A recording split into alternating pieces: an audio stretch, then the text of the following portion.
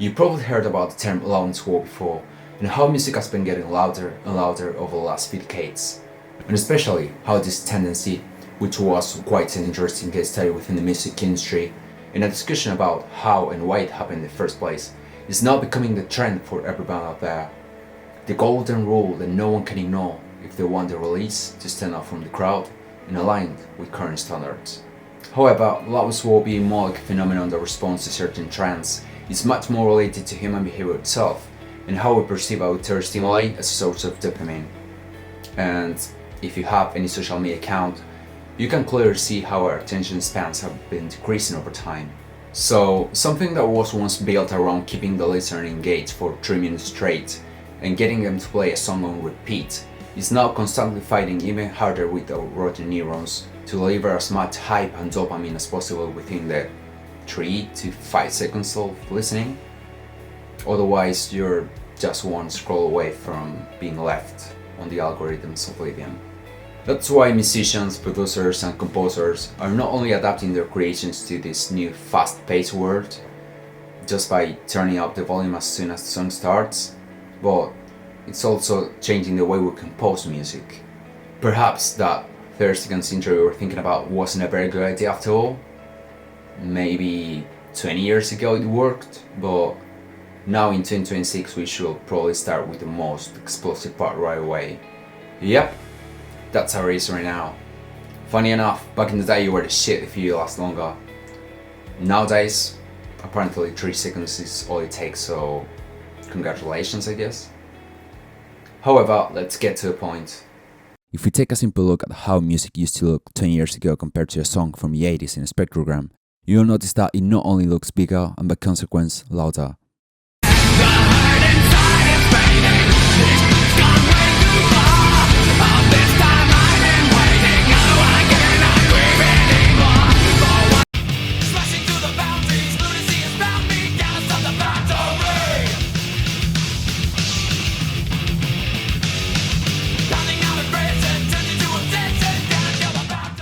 But if you do the same experiment comparing a song from 10 years ago to one from 2024, it gets even worse.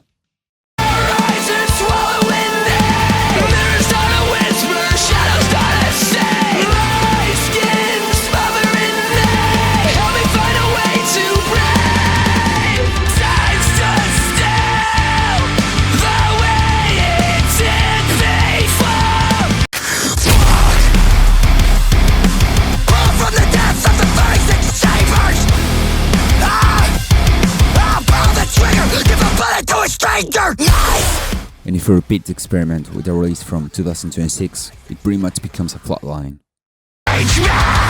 So fuck you to falsify truth, to fabricate views, 'cause without them you're nothing. So get fucked or shut the fuck. This is what we know as dynamic range, which in audio by definition is the difference in decibels between the quietest and the loudest parts of an audio signal.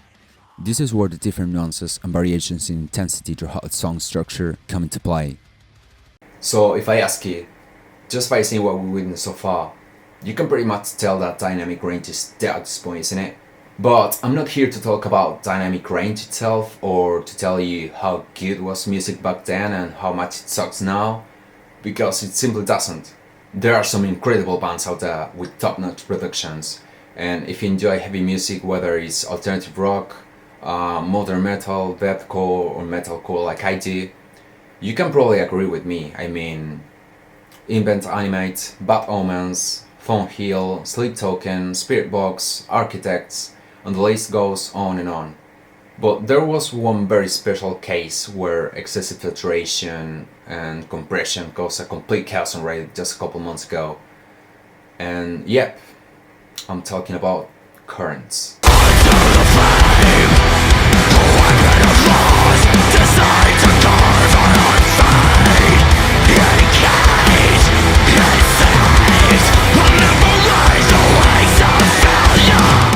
This is a band that I personally love, but to be completely fair, I was noticing this lack of clarity and annoying saturation long before this discussion exploded.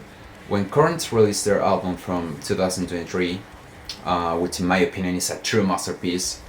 I remember talking about this with a friend who's also a huge fan of the band, and yeah, this was way before they dropped the single that will later spark the discussion all over the internet.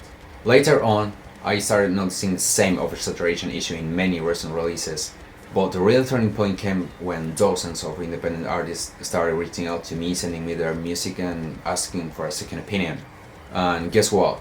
They were all complaining about the exact same issue in their productions. Things like, you know what, I don't think this sounds right, you know? Or, what do you think about this? I can't really distinguish the instruments clearly within the mix. Those were the kind of comments I was reading all day. And of course, these comments were usually accompanied by complaints about the amount of money they spent in their recordings and how disappointed they felt with the final result. So then I thought, okay, this is definitely not normal.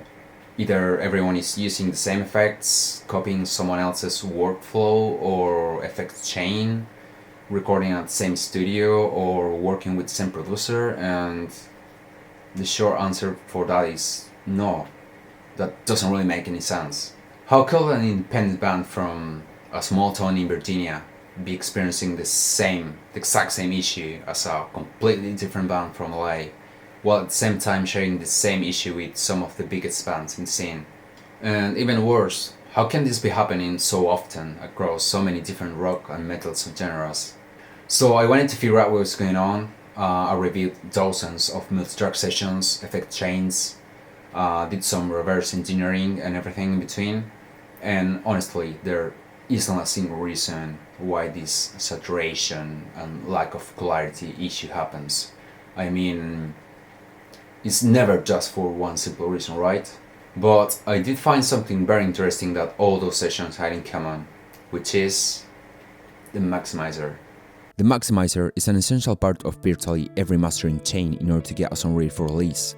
It's basically a dynamic processor designed to increase the overall perceived loudness while preventing the audio from exceeding a specific digital limit. If you wanted to put it in simplified terms, a maximizer behaves a bit like a compressor and a limiter working together. It raises the overall level of the audio signal while preventing peaks from going beyond a set ceiling. Nonetheless, with all these AI online mastering services out there, and especially all-in-one mastering suites that bundle everything into a single plugin in an attempt to make the mastering process simpler and more accessible, they're removing what is arguably the most important component of mastering itself, the human element. Yes, we're all very accustomed to using presets, which in my opinion is a great starting point for building a certain sound or maybe achieving a specific sonic character, but you can't really approach every production the same way. I mean, of course every studio and every producer has its own signature sound, but every song and every release has its own identity too. The maximizer set to -14 loops with almost the same ceiling and threshold every single time. For a moment it actually makes sense. I mean, I need to reach this amount of loudness, right? This is the new standard, so don't worry. We just need to follow this tutorial I just found on YouTube and hell yeah, we're fun, baby. But what if instead of using the maximizer on the master track, we just took it off? As simple as that. And before you crucify me, let me explain. The mix will sound quieter if we remove the maximizer from the master chain, of course, and that's definitely not competitive. Not to mention that your mix will probably clip all over the place.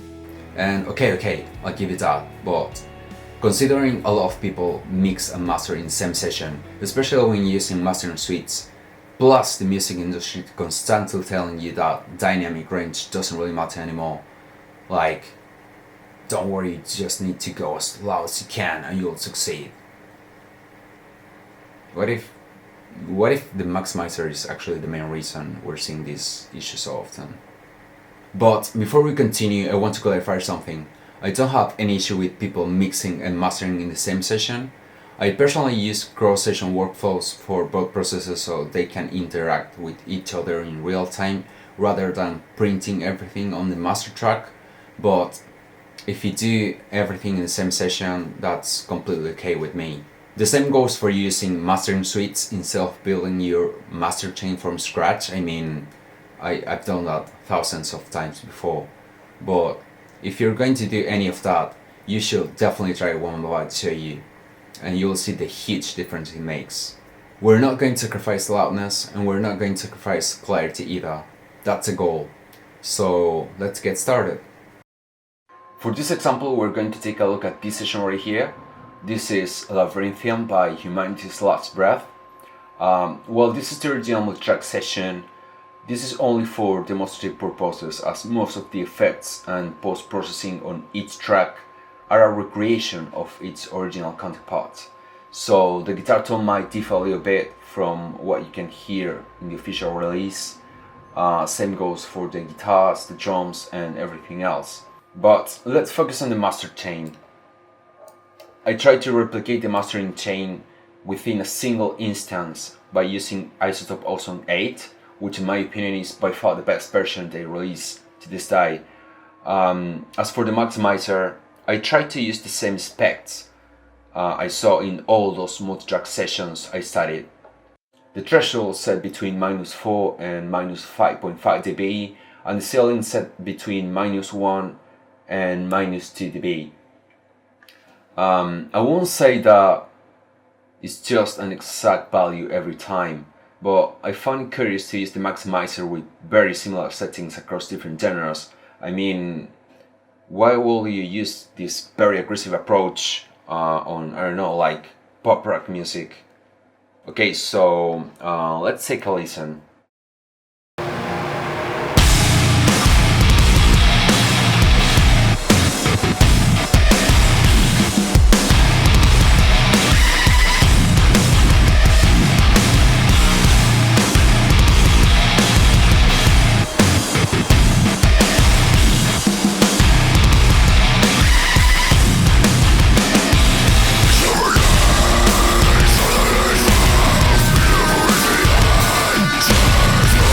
Okay, I'm not gonna lie, it sounds powerful. I mean, you can definitely feel the drums in your chest and the heavily distorted guitars roaring right in front of your face and everything, but we can't deny the fact that there's a lot of saturation going on here.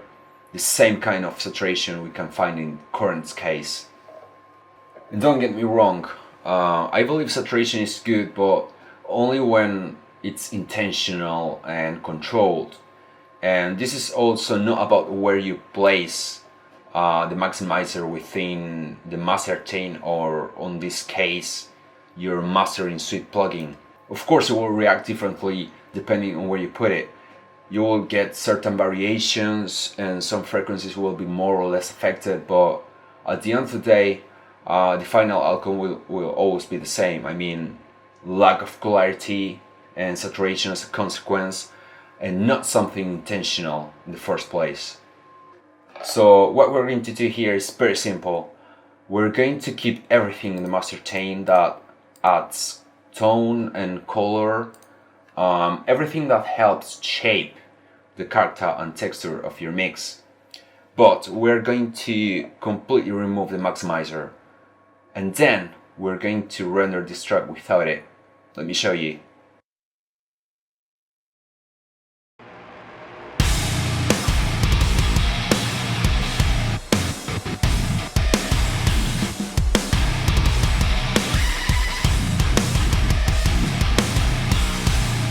Sounds quieter, right? definitely not competitive, not hitting as hard as it could, but we're about to change that very quickly. And for the sake of this experiment, first we're going to save our maximizer settings. And now we're going to export the mix without it.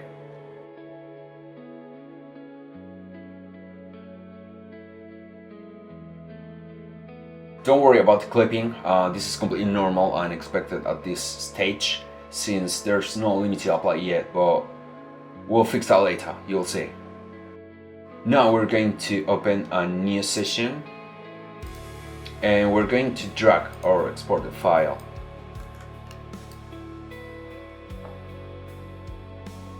And right now we're going to add the maximizer, but as a single instance.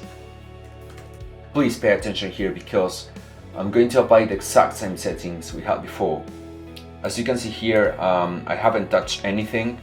It's the same settings we used earlier on.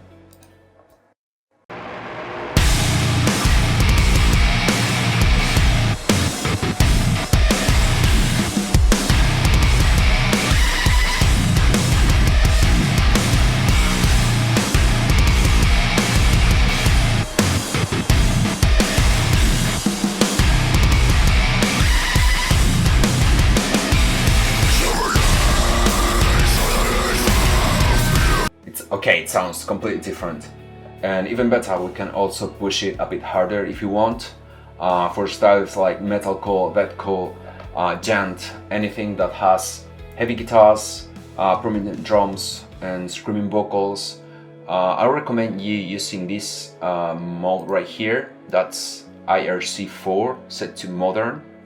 Probably play a little bit with the stereo independence, setting the character a little bit faster, and adjusting the transient emphasis as well.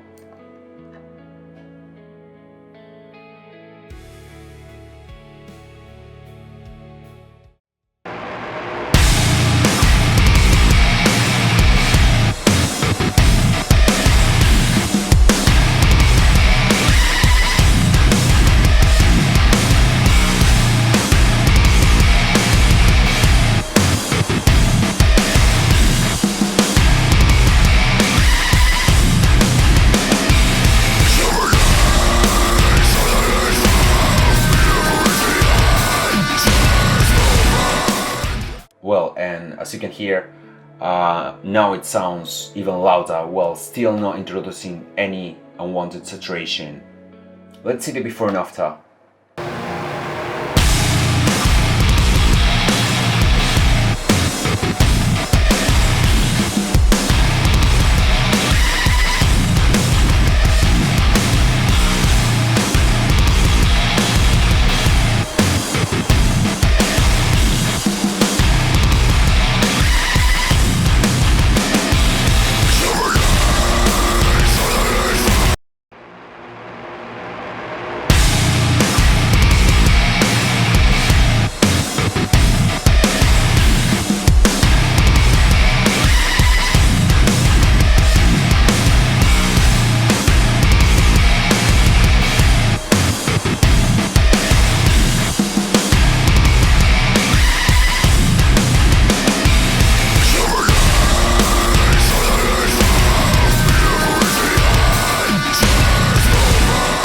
And there you have it.